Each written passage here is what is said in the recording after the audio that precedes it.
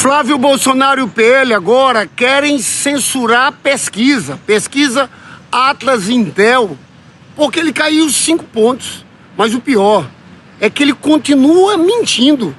Na peça que o PL fez, ele chega a questionar a autenticidade daquele áudio. Do áudio que saiu do telefone do próprio Flávio e que foi pro Vorcaro, pedindo dinheiro. Aquela do irmãozão. Irmãozão, eu estou e sempre estarei contigo. Olha, você vai ter que censurar tudo que é pesquisa. Porque esse é assunto de campanha, tá? Ninguém vai impedir que se debata o fato que você tomou 61 milhões de reais do Vorcaro, que foi pro fundo Ravengate lá no Texas. Isso é tema de campanha. Esse é um tema central. Não adianta a censura.